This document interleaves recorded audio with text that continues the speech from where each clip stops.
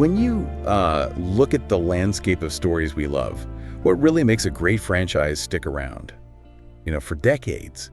Is it just keeping everything the same, or is it something more flexible, something that keeps changing but holds on to that core magic? That's a really good question.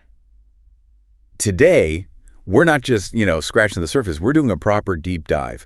We're taking this stack of sources you shared, and we're going to pull out the most important stuff. Right. Our mission to really figure out how a whole universe can evolve, maybe even rewrite its own past, and still keep us totally hooked. And wow, what a universe. We're talking about Medabots today, or Metaro, as it's known in Japan. That's right. Get ready, because we're diving into this near future world. You've got these customizable robots, they're human partners, these things are called Robattles, solving big mysteries, and sometimes, facing down world-ending threats. I'm honestly really excited to unpack all of this today. It's a fantastic topic, really. And what the sources immediately jump out with is that Medabots wasn't just like a game that got a show later, or vice versa. Oh. No, it was planned from the very beginning, back in the late 90s, as this huge multimedia thing. Imagineer and Kodansha, they deliberately set out to build this massive universe. So they launched the games, the manga, and the anime pretty much simultaneously, right from 1997. Wow, all at once. Yeah, it wasn't like one adapting the other. It was this synchronized effort to create this incredibly rich, sometimes really complex tapestry of stories right from the start. That core idea, though, it seems simple on the surface, right? A near future world, kids partner up with these small AI robots, Medabots, for these official fights called Robattles. The core premise is very appealing. But like you said, it gets complicated. Yeah. How does that simple idea branch out so much?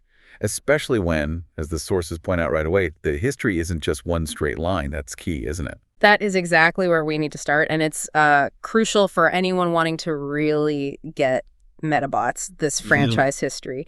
It is absolutely not a single linear path. Okay. We really have to stress this.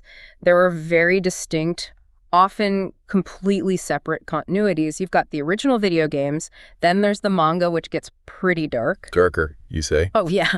And then the anime, which is much more about the characters. So to really understand it, we got to treat each major canon game, manga, anime as its own distinct timeline. Like parallel universes. Exactly. Otherwise, you start mixing up lore bits that just don't fit together, and honestly, it gets confusing fast.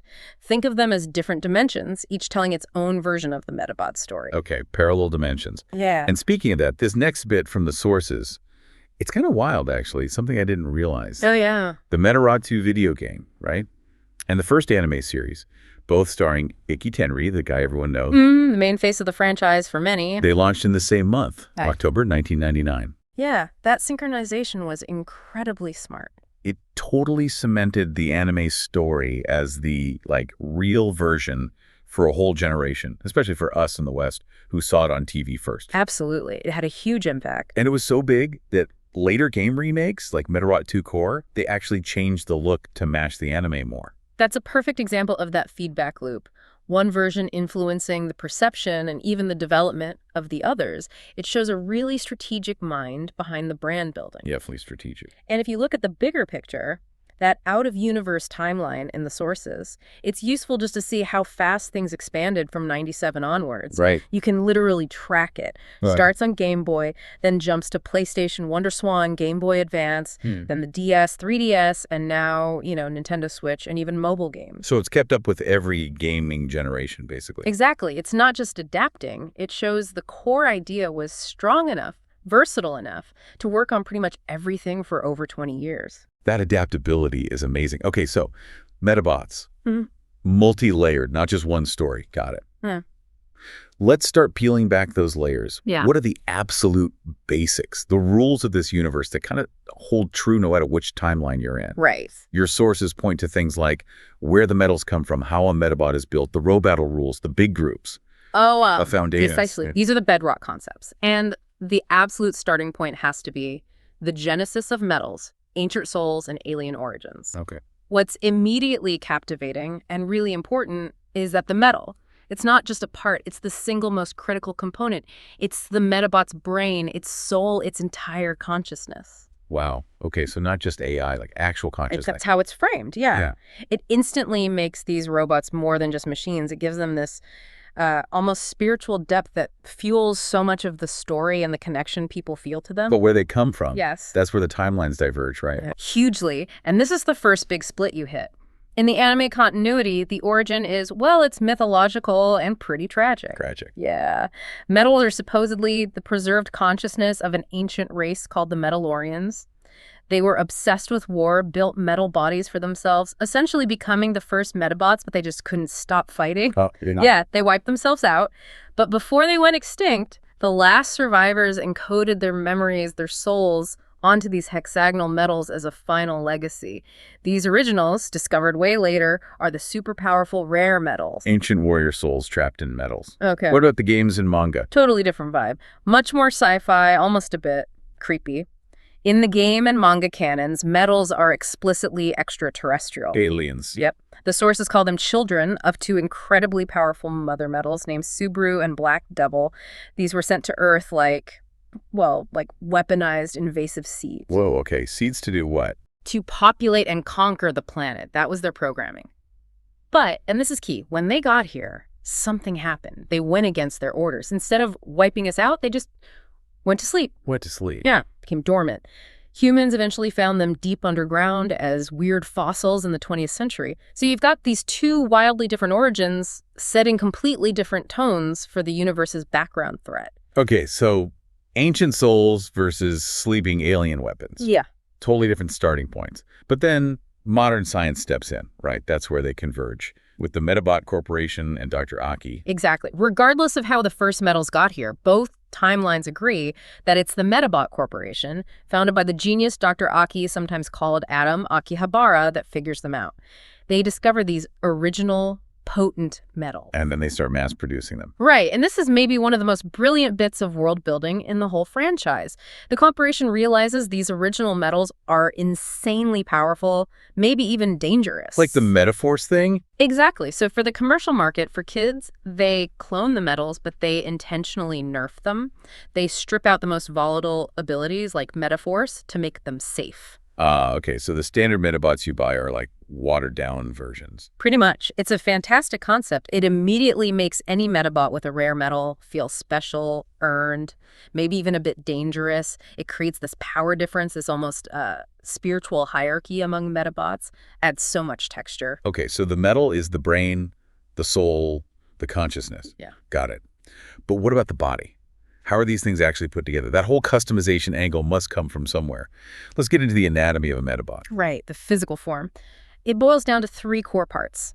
The metal itself, the Tinpet, and the Metaparts. We've covered the metal consciousness, personality, skills, even grows with experience, right? The image on it changes. Yeah, like leveling up its face. Kind of. Then you have the Tinpet. Think of it like the endoskeleton. It's the metal frame inside. It holds the metal, usually in the chest or head, and it's the base structure everything else attaches to. The chassis. Exactly. And its head has an electronic brain that translates the metal signals into movement. But here's a really cool, surprising tech detail from the sources.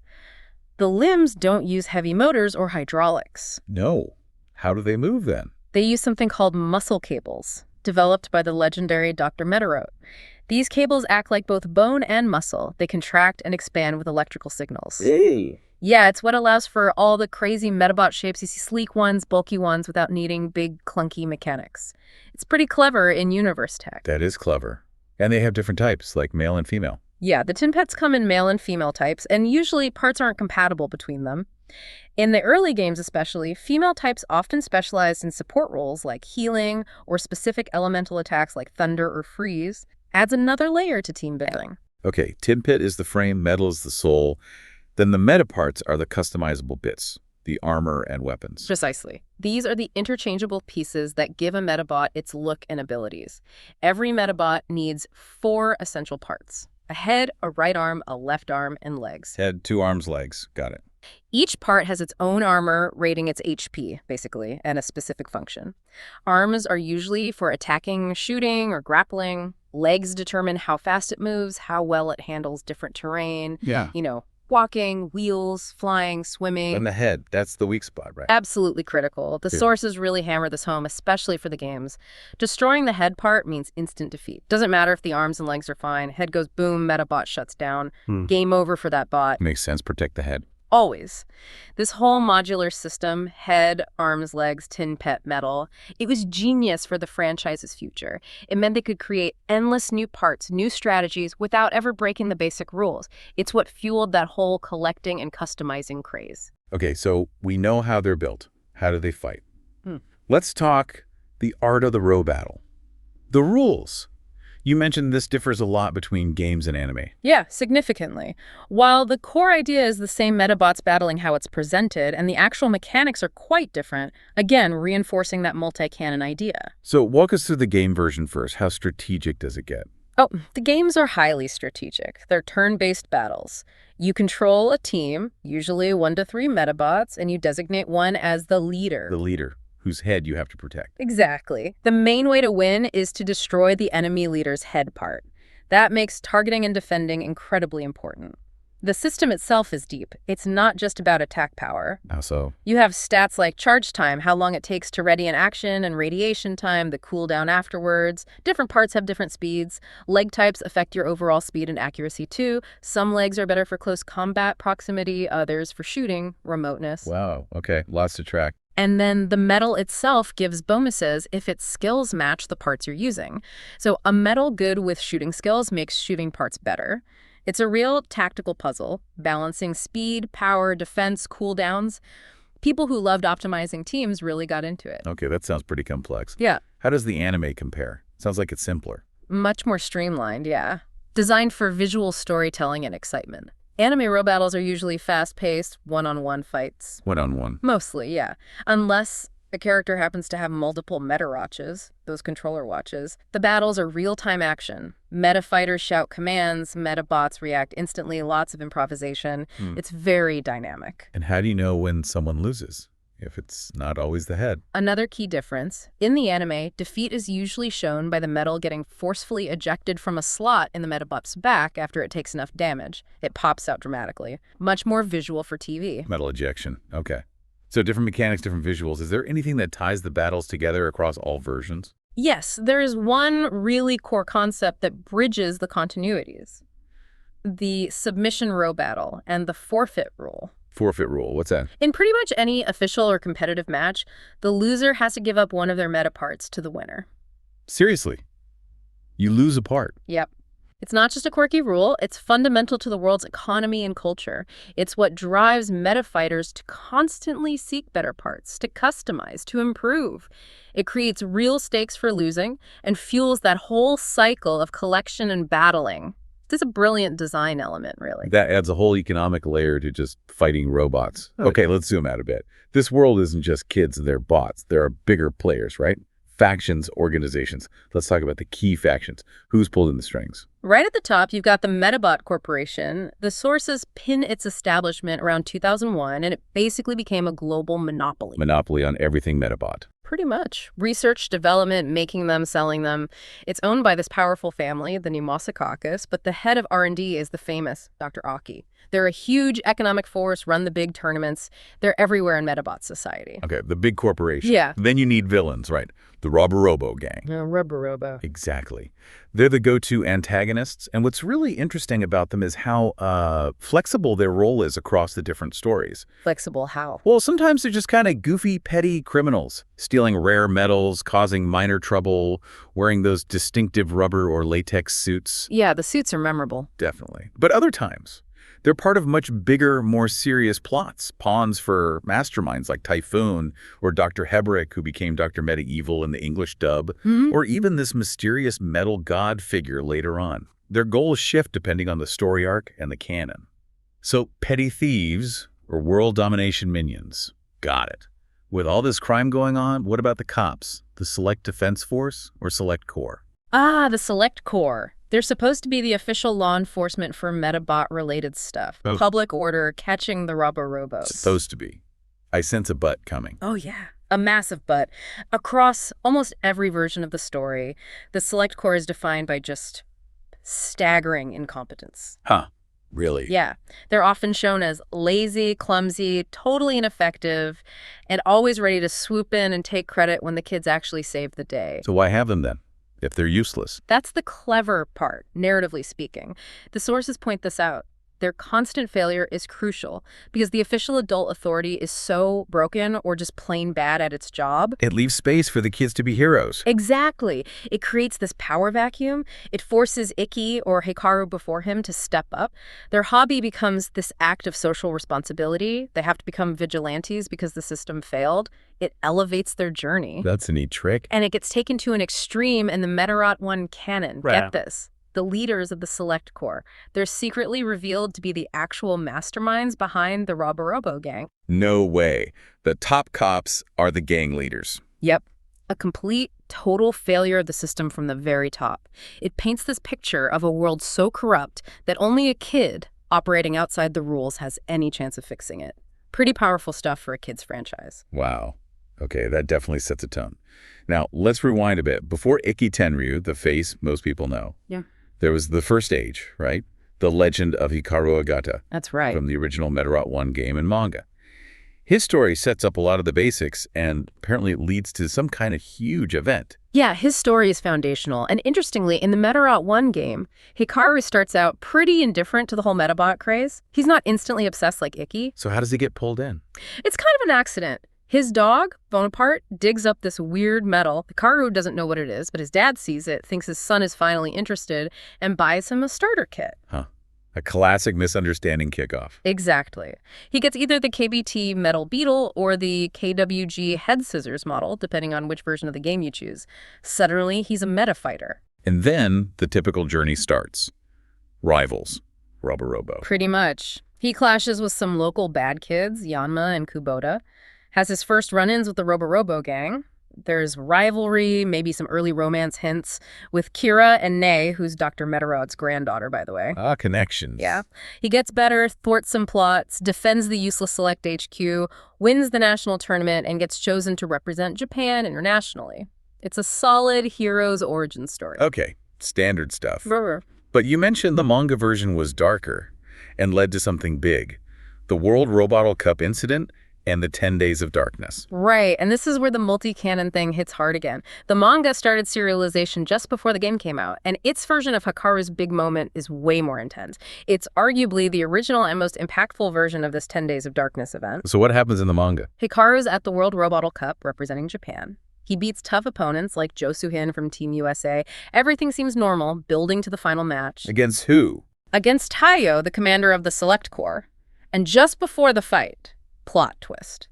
Taiyo is revealed to be Typhoon, the secret big boss of the entire Robo gang. The top cop again? Yep. He drops the act, unleashes his Medabot army right there in the stadium. It turns into a war zone instantly. Chaos. And then he brings out his trump card, this monster Medabot called Beastmaster.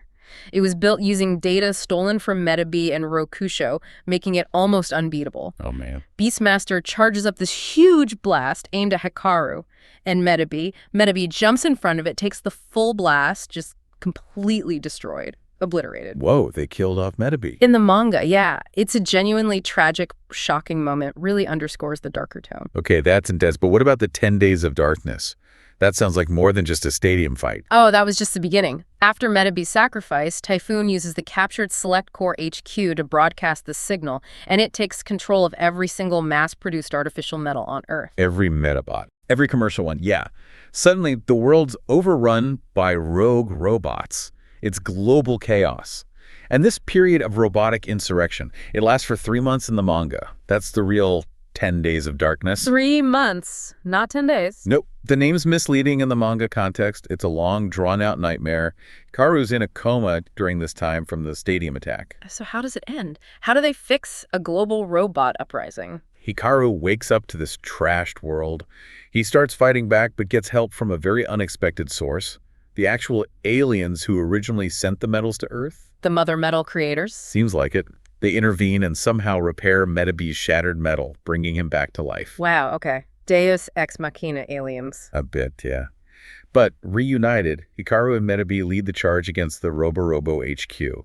Beastmaster goes haywire connected to the building and destroys the place. Typhoon gets caught by that mysterious chick seller agent. And the world starts the long process of rebuilding. It's a proper apocalypse and recovery arc, way darker than most people probably associate with Medabots. Definitely darker. Okay, so that cataclysm sets a heavy backdrop.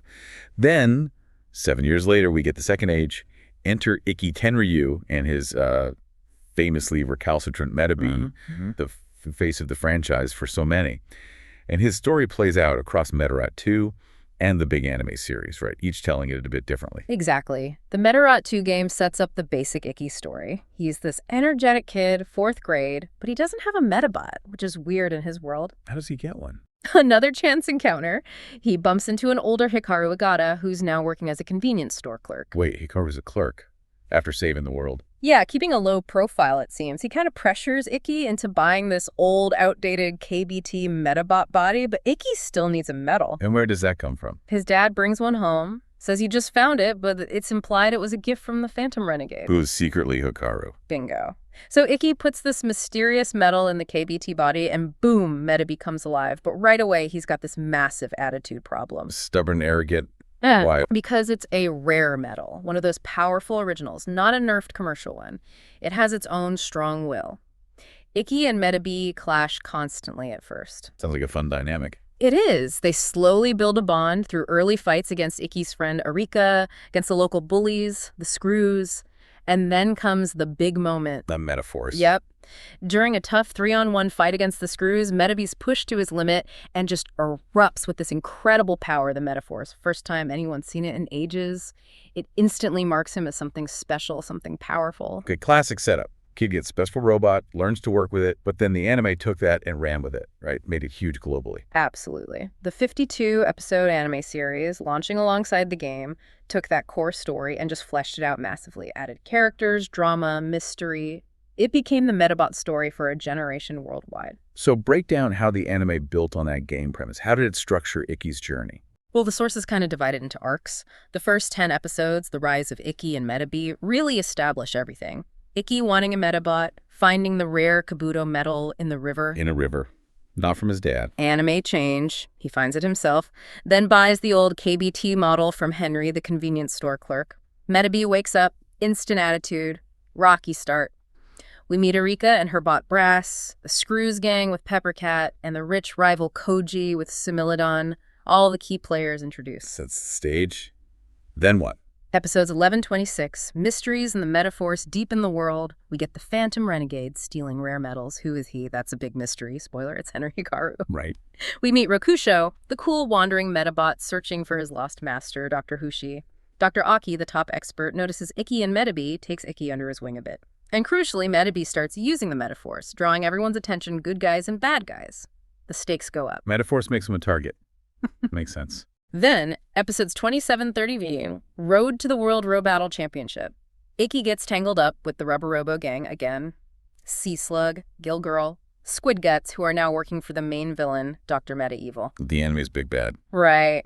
Ikki thwarts a major plot, his Robattle ranking shoots through the roof, and boom, he qualifies for the World Championship representing Japan. This arc introduces the international rivals, especially the current world champ, Victor from Kenya, and his powerful Medabot, War Bandit. The stakes keep rising, leading to the finale. Yep, episodes 40-52, the World Championship and the Truth of the Medals. The tournament is basically the stage for Dr. Meta Evil's master plan. He's manipulating Victor, collecting battle data. Or what? His goal is to trigger a Metaforce overload during the final match, Medabi versus War Bandit. This overload plunges all Medabots worldwide into this shared dream state. Whoa. A psychic network. Kind of. And inside this dream space, the real origin of the metals is revealed. They're the souls of the ancient Metalorians, just like we discussed earlier for the anime canon. So the anime uses that origin story. Exactly. And Dr. Meta Evil, he's a descendant of the Metalorians, trying to finish their ancient war by starting a robot uprising. How does Ikki stop that? His strong bond with Medabi lets him enter the dream state too, and he manages to break the spell. Meta Evil gets furious, unleashes this giant Medabot primitive baby. The final boss fight. Big time. Dr. Aki brings out a giant Medabi mech. Ikki's friends help pilot it. It's a huge team effort. Medabi makes the ultimate sacrifice play, destroying Primity Baby, but seemingly himself, too. Oh, man. Another Medabi death. Looked like it. Very emotional moment. But then, Yeah. plot twist. Benevolent aliens show up along with Dr. Hushi, who wasn't dead after all, and they revive Medabi. Crisis averted. Happy ending. It's a wild ride. Definitely sounds like it.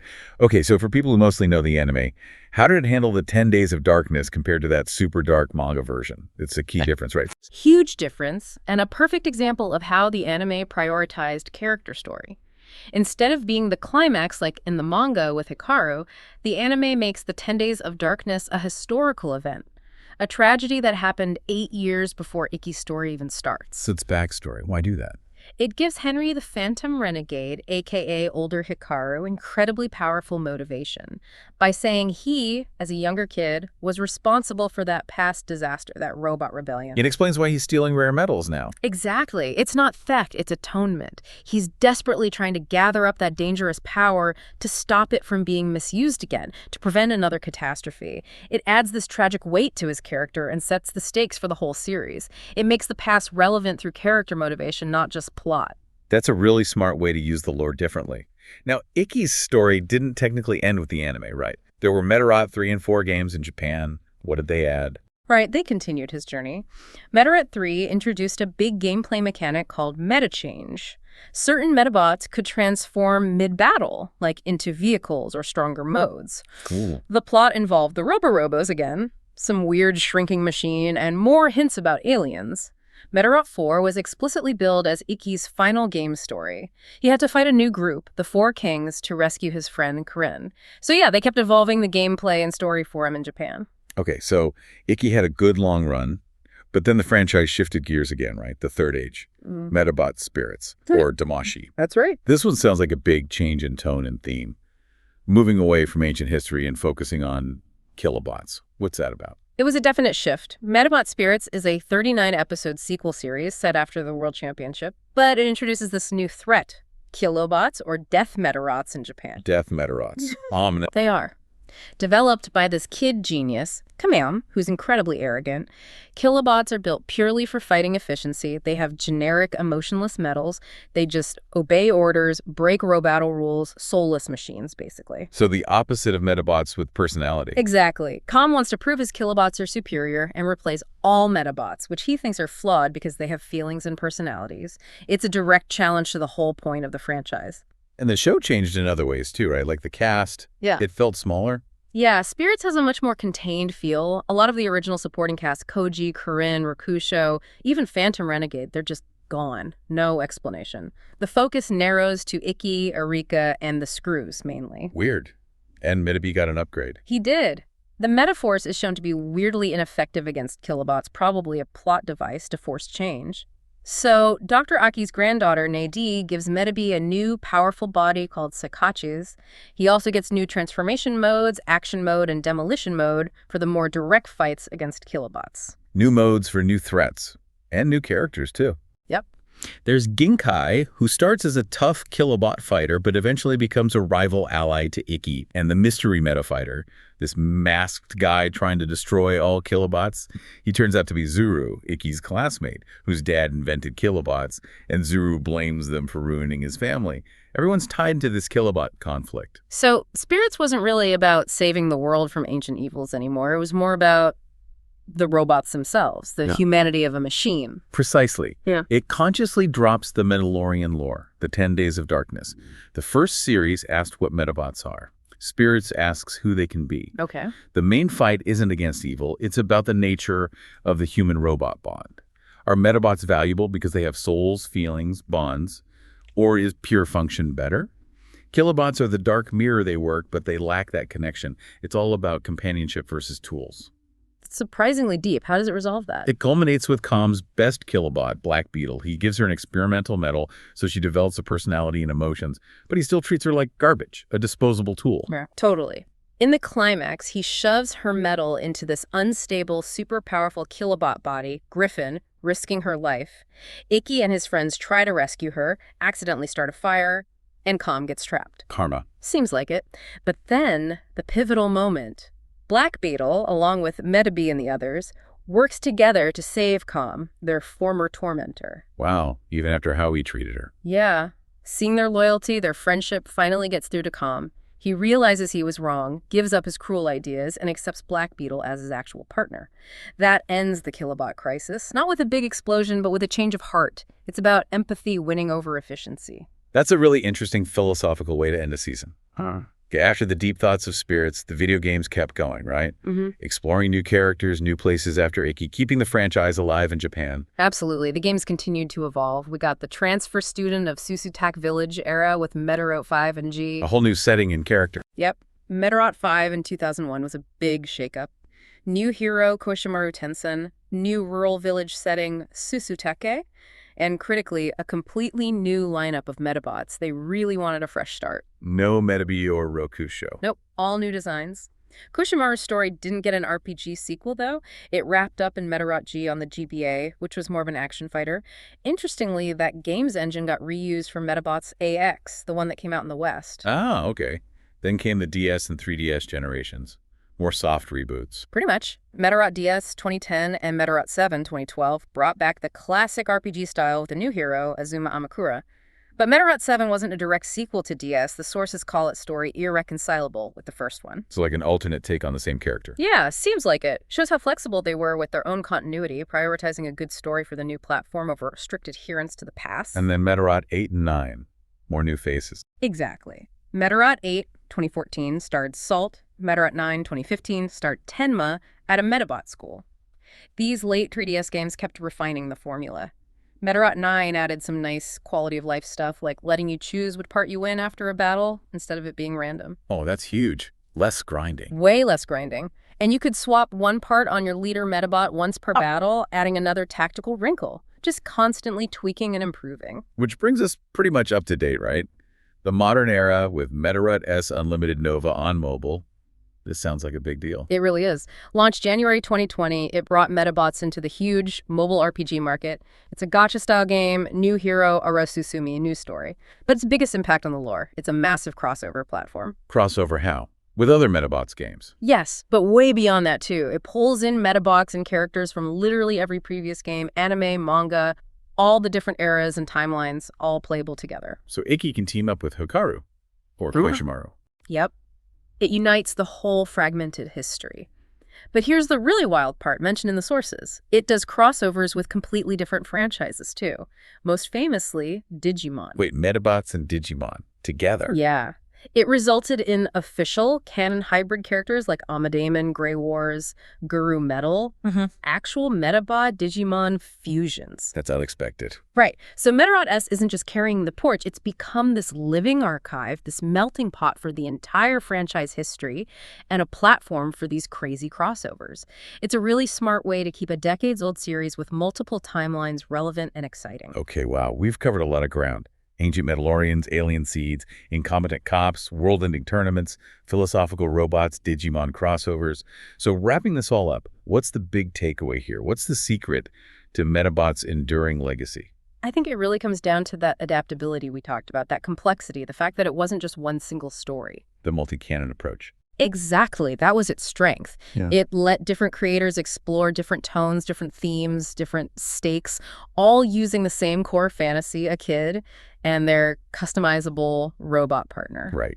The games built the world piece by piece. Yeah, iterative world building, new mechanics, new heroes. The manga went dark, really dark, with that original 10 Days of Darkness being a true cataclysm. Mature themes, real tragedy. The main anime focused on characters, emotion, made the 10 Days backstory for motivation. Right, focusing on friendship, rivalry, making it accessible globally. And Spirits got philosophical, asking about consciousness and what partnership means. Each version offered something different, but all tied back to that core appeal. It allowed reinvention without throwing everything away. And now the modern approach with Medarot S and the Classics collections, it feels like they really understand their own history. They're using it. Totally. Medarot S is like both a doorway for new fans and a celebration for old ones. It brings all those different threads together, acknowledges the whole complex tapestry. It's a very savvy way to handle a legacy like this. So by embracing all that complexity, all those different timelines and stories, Medabots has kept itself going, proving that core idea, you and your customizable robot buddy, is still super compelling. Absolutely. It's constantly refreshed itself, found new audiences, and that core fantasy just works. It's secured its future by respecting and utilizing its entire multi-threaded past. So here's something to think about as we wrap up. We've seen how Medabots use this fluid, multi-canon approach to evolve and stay relevant. It makes you wonder what other beloved franchises out there might actually benefit from doing something similar, letting their stories grow, adapt, maybe even contradict themselves a little without being locked into one rigid history, almost like swapping out parts on a Medabot itself.